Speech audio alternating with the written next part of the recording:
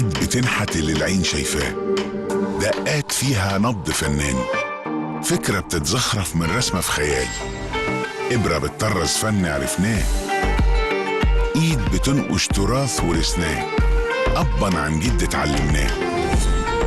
مواهب مصرية كتير بتعبر عن نفسها بالفن الحرفي والتراثي بمشغولات أبهرت العالم، معمولة بإيدين فنانين وحرفيين من مصر كلها.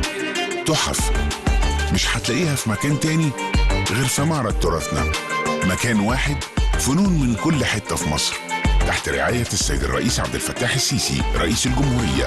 معرض تراثنا من 9 ل 15 أكتوبر في مركز مصر للمعارض الدولية التجمع الخامس.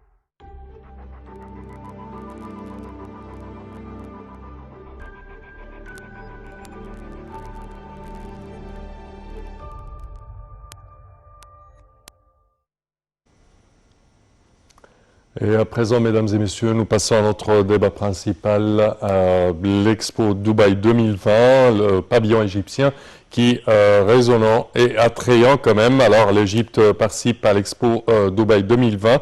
Cette exposition universelle est organisée avec la participation de 192 pays. Et l'Égypte contribue avec un pavillon spécial au premier jour de l'ouverture expérimentale. Presque 10 000 visiteurs ont défilé sur le pavillon égyptien qui inclut également plusieurs objets du patrimoine égyptien pharaonique. Et pour mieux aborder ce sujet, mesdames et messieurs, nous avons le plaisir d'accueillir au bout du fil M. Elhami Zayed, qui est expert en tourisme et l'un des grands du tourisme égyptien. Bonjour M. Elhami. Bonjour. Alors, premièrement, le pavillon égyptien à l'Expo Dubaï 2020 avec l'exposition de plusieurs monuments historiques égyptiens dans ce pavillon qui ont attiré, attiré plein de visiteurs au sein de notre pavillon. Comment voyez-vous ce concept d'exposer des objets d'art et des monuments égyptiens au sein de notre pavillon à l'Expo Dubaï 2020? Je trouve ça excessivement important pour plusieurs raisons. Tout d'abord, c'est que le tourisme culturel, c'était la base du tourisme pour l'Égypte. Et c'est ce qui est le plus rémunératif pour l'Égypte. Parce que le touriste qui vient, qui voit le Caire, Luxor, Aswan, il a plus de temps à passer en Égypte, il a plus de temps à passer faire les magasins, à voir ce qu'il peut acheter. Et donc, il reste plus longtemps que les touristes qui vont au Hurghada ou à Sharm et qui, eux, restent prisonniers des hôtels. Donc ça, c'est un peu différent. D'autre part, nous savons qu'il y a eu un événement dernièrement qui a soulevé l'intérêt du monde entier. C'est le transport des momies royales du musée du Caire au musée de la civilisation. Alors, beaucoup de personnes l'ont vu à travers le monde. Donc, ils auront l'occasion de réfléchir à venir voir ça sur place en Égypte. Ça, c'est en ce qui concerne... Ensuite, il faut ne pas oublier une chose très importante, c'est que les compagnies aériennes du Golfe, elles sont très actives à faire la promotion de leur destination comme un hub. Hub, c'est-à-dire que les gens passent par leur destination pour rejoindre une troisième destination. Oui. Alors, je m'explique un peu là-dessus. C'est-à-dire, c'est quelqu'un qui vient de New York. Il peut venir à Dubaï, ensuite venir au Caire, revenir à Dubaï et repartir pour New York, sans payer d'extra. Ça, c'est très important parce que ça nous permet d'avoir des touristes auxquels on ne s'attendait pas. Donc, voilà 3 raisons principales pour lesquelles c'est très important d'être présent à la foire de Dubaï. Mmh. Le ministère du Tourisme, le ministre Dr Khaled Al-Anani, ministre du Tourisme et des Antiquités, déplore ont quand même fait plein d'efforts pour exposer les monuments égyptiens dans des expositions à l'extérieur de l'Égypte, que ce soit par exemple l'exposition de Toutankhamon depuis quelques années qui a visité New York, Londres et Paris pour à peu près, je pense, c'était dans les alentours de 2 ans, Plein d'efforts déployés par le ministère du Tourisme et des Antiquités pour promouvoir l'Égypte en tant que destination touristique. Comment voyez-vous ces efforts actuellement? Les efforts sont excellents et il faut ajouter une petite chose très importante. C'est les nouveaux musées égyptiens qui ont ouvert à Sharm el-Sheikh et à Hurghada. Parce que le touriste qui va là-bas, il peut comme avoir l'idée de ce que l'Égypte a à offrir et il peut revenir. Donc c'est un touriste, on va penser à un touriste qui va revenir en Égypte. Donc il est venu une fois pour la mer, pour la station balnéaire, et puis la seconde fois il va certainement venir pour la culture. Donc c'est très important tous les efforts déployés par le ministère du tourisme et des antiquités. Et il y aura bien sûr, et c'est ce que tout le monde attend, moi je suis à Paris actuellement et tout le monde me parle quand est-ce que le nouveau musée va ouvrir, le GEM, le grand musée égyptien. Alors il y a un intérêt déjà pour venir en Égypte, donc il faut voir tous les moyens nécessaires de déployer pour arriver à mener ces touristes en Égypte. Également, parmi les événements prochainement prévus, l'inauguration de l'allée des Sphinx ou l'allée des Béliers entre le temple de Luxor et le temple de Karnak dans la ville de Luxor. Oui. Comment voyez-vous cet événement et les préparatifs, on avait parlé depuis quelque temps des préparatifs pour cette inauguration et une parade qui aura lieu? Bien sûr, parce que nous savons que l'importance de cette allée, c'était de transporter la statue du dieu Amon pour visiter le temple de Luxor et revenir. Donc c'était un événement très important pour Luxor. Les gens le connaissent, ils en parlent, c'était l'OPET. Ça se déroulait au mois d'octobre.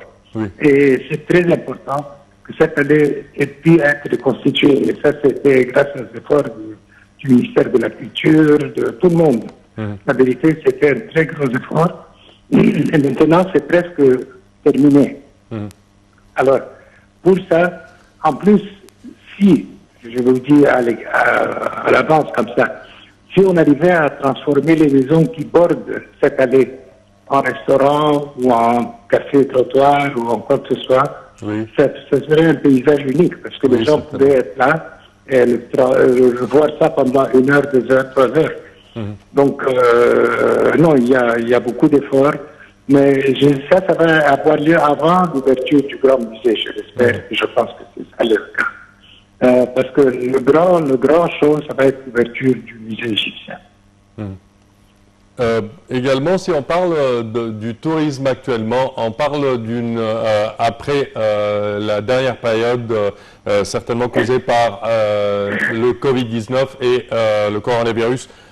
Il y avait une fermeture des monuments historiques en Égypte, mais cette période a été dépassée actuellement. Est-ce que vous pensez que nous avons besoin de rénover l'infrastructure des sites touristiques pour les visites des touristes? Oui, je vais vous dire, actuellement, il y a une rénovation qui a lieu pour les sites touristiques en Égypte. On va commencer par les pyramides. Et ça, c'est très important. C'est quelque chose d'extraordinaire qui se passe actuellement. On aura un nouveau son et lumière. Et il y a déjà sur le plateau, parce que vous ne pouvez pas avoir accès plus tard par la route traditionnelle pour monter sur les pyramides ou sur le plateau. Il faudra aller sur la route de Fayoum, qui a été élargie en conséquence, et faire demi-tour et rentrer par l'arrière. Et ensuite, il y aura quelque chose de très important, c'est qu'il n'y aura plus les calèches, les chevaux et les chameaux à côté des pyramides. Il y aura un endroit où ils pourront être et il y aura marqué le prix, le coût. Ça coûte tant pour 1 heure, ça coûte tant, et ça c'est très important. Je vous le dis, c'est très important pour le touriste de savoir qu'est-ce qu'il doit payer à l'avance. Et ensuite, il y aura des restaurants, bien sûr. Et ça c'est très important parce que l'endroit, il traite à beaucoup d'événements. On crée de l'événementiel dans cet endroit. Nous l'avons toujours fait, mais maintenant, ça va être mieux parce que c'est mieux organisé et les routes à l'intérieur sont mieux tracées, donc on pourra y avoir accès facilement. Par ailleurs, du côté du Sphinx, il y aura la même chose puisque je vous dis qu'on est en train d'actuellement, c'est la même compagnie qui a pris en main cette initiative.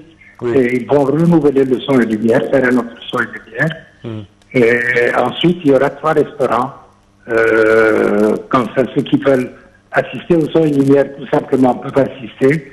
Ceux qui veulent dîner en assistant au son et lumière, ils vont pouvoir dîner en assistant au son et lumière.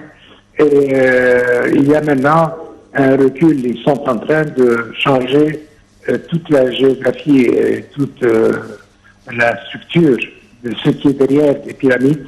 Là, c'est le même. Alors, ça, c'est très intéressant parce que ça va dégager. Vous savez qu'il y avait des maisons qui étaient presque au pied des pyramides. Ça, c'est pas joli. Oui. Donc, tout ça, ça va bouger énormément. Et ça, c'est très, très bien pour l'Égypte et pour l'image que se fait le touriste en partant de l'Égypte. Il doit avoir une image très positive et c'est ce qu'on est en train de faire actuellement. Oui. Monsieur Elham, une dernière question. Si on visite par exemple la France ou les endroits où il y a des monuments depuis le Moyen-Âge, on a le privilège d'assister à des spectacles qui revivent l'histoire de ces monuments. Est-ce qu'on peut s'attendre à avoir de tels spectacles, par exemple dans le temple de Karnak ou devant le temple d'Abou Simbel, par exemple, qu'il y a des spectacles pharaoniques qui relatent et qui font revivre l'histoire tellement riche et dense de l'Égypte ancienne? Absolument. Chaque temple a sa spécificité. C'est-à-dire ce que je peux faire au temple de Karnak, diffère ce que je peux faire du temple de Luxor. Oui. Pourquoi? Parce que le temple de Luxor, vous avez un espace beaucoup plus important devant l'entrée du temple. Puis il y a la route qui viendra justement, l'allée qui vient du temple de Karnak. Le temple de Karnak, c'est beaucoup plus difficile parce qu'il n'y a que l'endroit où il y a où il y avait le son et lumière, la finale du son et lumière avant. Oui, oui. Il y a le lac sacré. Alors, ça, c'est petit. C'est-à-dire, on peut prendre au maximum assis 300 personnes. Donc, vous voyez, alors on est limité par ce qu'on peut présenter comme spectacle. Par contre, du côté de la rive ouest, il y a des endroits superbes. Le temple de Hatshepsut, par exemple. Moi, je fais des soirées pour 3000 personnes. Et on peut faire plus. Je dis 3000, c'est ce qu'on a fait, effectivement. Il y a bien sûr le Ramsès III, il y a Madinat Habu. Alors là, c'est plus limité en nombre. C'est comme un peu le temple de Karnak. Vous pouvez faire 300, 400 personnes, mais ça doit être un autre genre de spectacle, oui. Spectacle avec un orchestre de chambre, avec... on peut faire beaucoup de choses. Donc, il faut simplement rêver et dire ça, on va le faire, et ça peut être fait. Parce que c'est unique au monde. Parfait. Monsieur Elham Izayat, au terme de cette édition, nous tenons à vous remercier de vos explications. Merci à vous. Je répète que vous êtes expert en tourisme et un des grands du tourisme égyptien. Merci à vous. Chers téléspectateurs, au terme de cette édition, je tiens à vous remercier d'avoir été des nôtres et je tiens également à remercier ma collègue Yara. Merci Sameh, merci mesdames et messieurs et à la prochaine.